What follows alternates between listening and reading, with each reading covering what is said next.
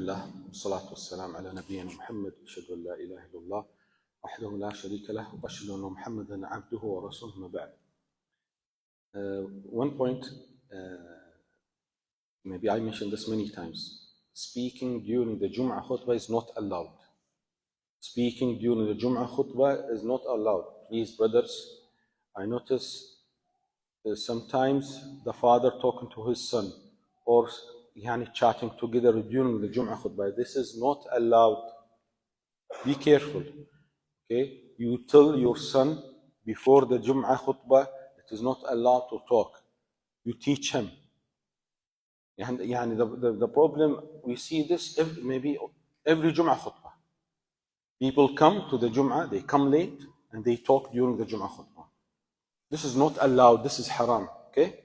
So please, we should respect the Jum'ah khutbah, because this is respecting the Sunnah of Rasulullah sallallahu alaihi wasallam. Regarding the Jum'ah khutbah topic, we need to read the history.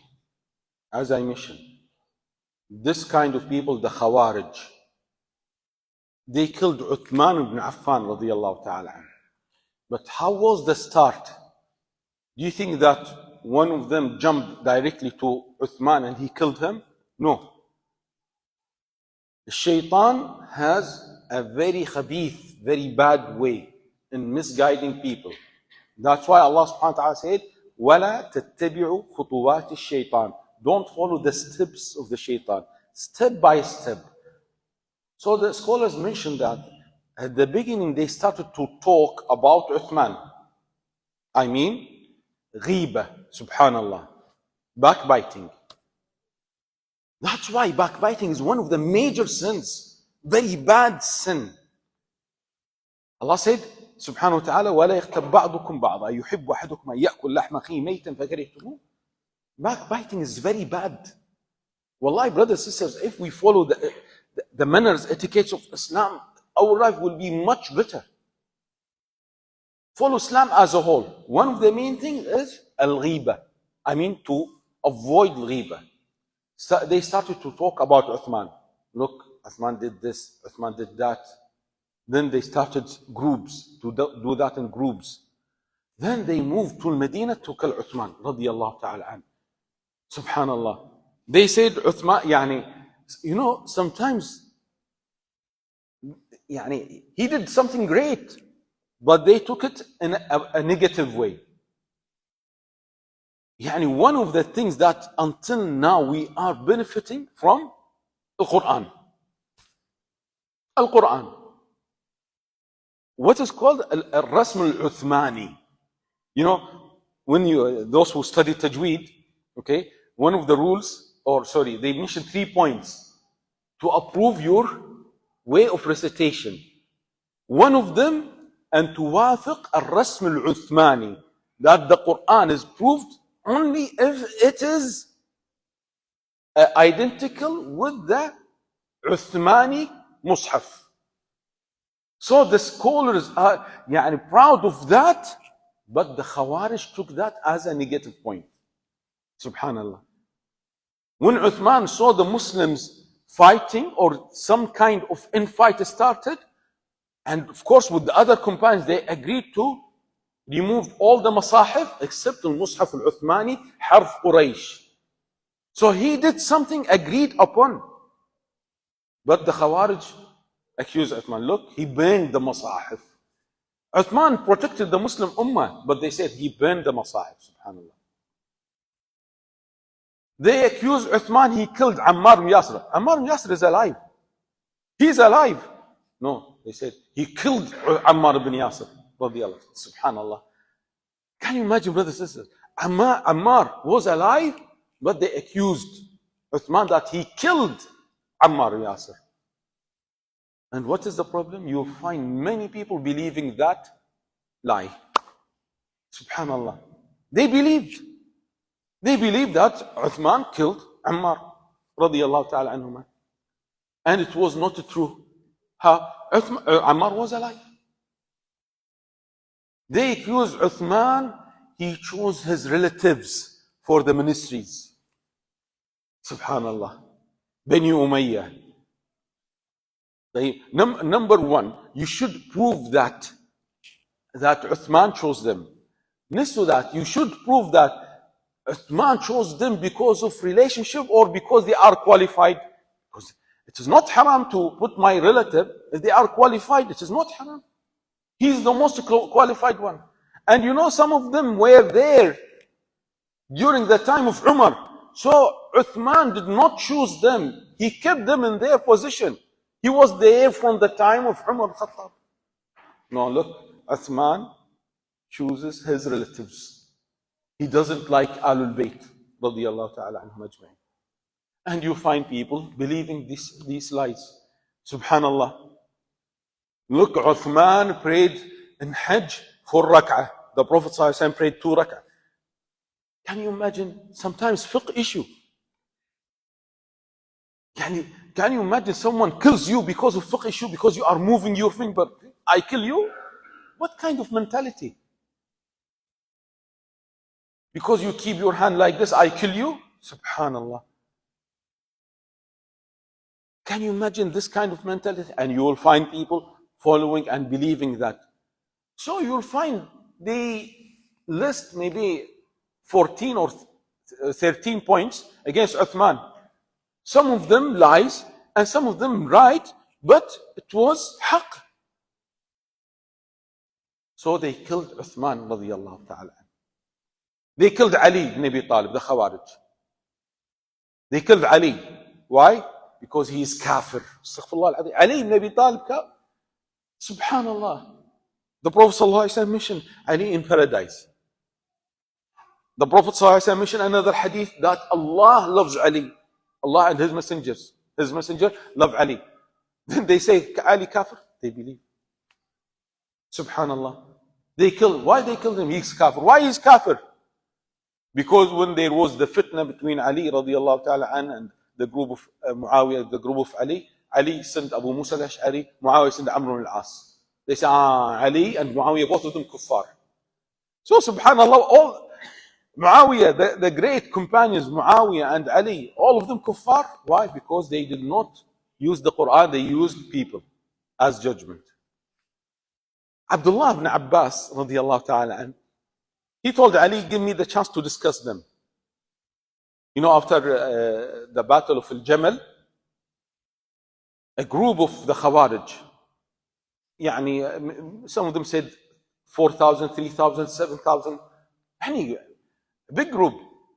They went to a place, and then Ali radiallahu ta'ala fought them in a battle called the Nahrawan. Before that, Abdullah ibn Abbas said, please give me the chance to discuss. No, be careful, they will kill you. He said, give me the chance. So Abdullah ibn Abbas went there to discuss them. They did not give him salam. Why? Because they believe he's kafir. Can you imagine? Abdullah ibn Abbas, they did not give him salam. Why? Because they believe he's kafir. Subhanallah. Let's discuss what is the issue. So Abdullah ibn Abbas discussed them logically from the Sharia, and alhamdulillah, many of them listened. And they joined the group of Ali ibn Abi Talib, radiyallahu ta'ala anhu. So, there are many stories. The issue is, we should realize the danger of al-Khawarij. We should realize the danger of what? This kind of mentality, this kind of methodology.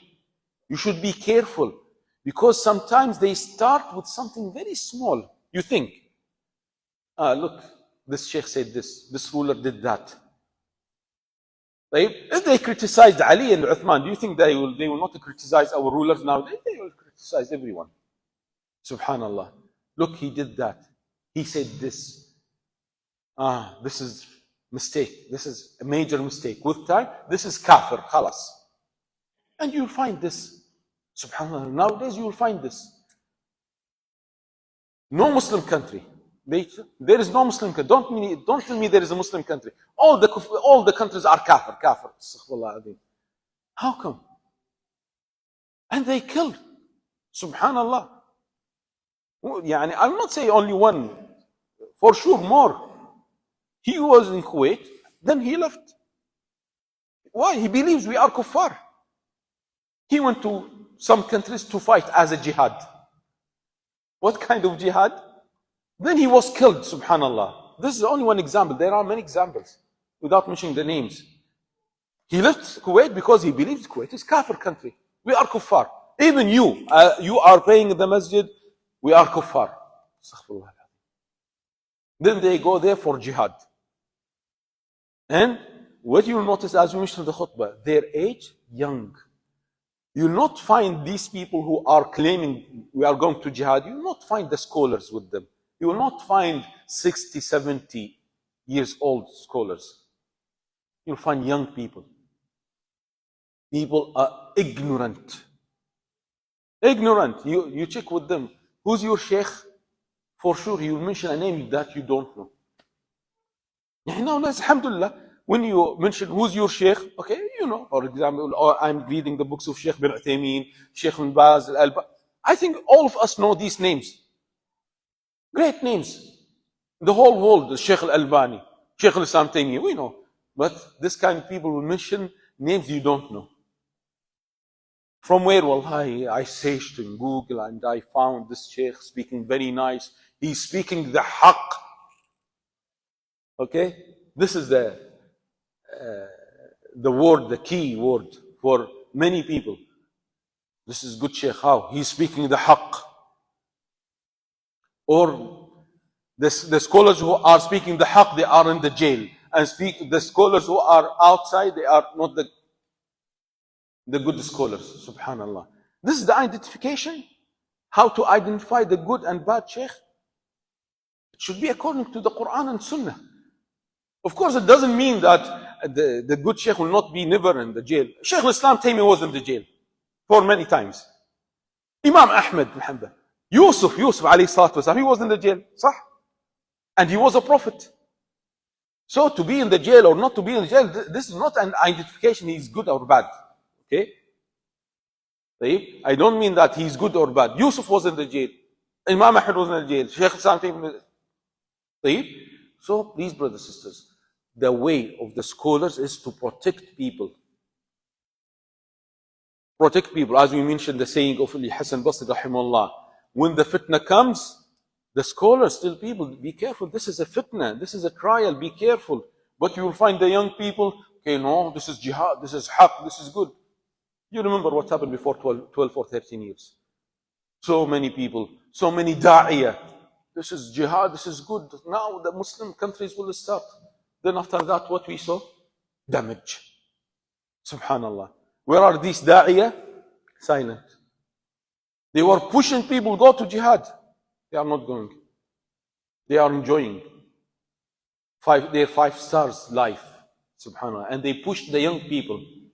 And they died there. They were killed there. So please, brothers and sisters, the issue is to protect. The issue is not, I'm saying this because there is a lot of money here. You think that where? ICK giving me money to say this khutbah? They are transferring 1,000. Wallahi, some people think like this. One time I was discussing with me, you are speaking like this because you are getting money. Subhanallah. How much of money we have? Wallahi, people, you don't know how people are thinking. Very strange. Some people think that I'm speaking like this because of money from the government. They think that every month I'm getting maybe 100 or 1,000 dinar. Subhanallah. This is there in the Quran and Sunnah. So be careful, protect yourself, protect your family, protect your community. One of the main things, wallahi, brothers and sisters, that we have this chance to have the Jum'ah khutbah. And to pray in the masjid. In Ramadan, you can't stay in the masjid. Late night, you stay, nowadays you can't stay after Fajr until the sunrise. You go to the malls, alhamdulillah, after Salah, you go there, here, there. You enjoy the dinner, the breakfast outside with your family, alhamdulillah. This is one of the great ni'mah. But we need to use this ni'mah in a way to please Allah subhanahu wa ta'ala. May Allah subhanahu wa ta'ala protect us. Jazakumullah khair. Wa sallallahu alayhi wa sallam.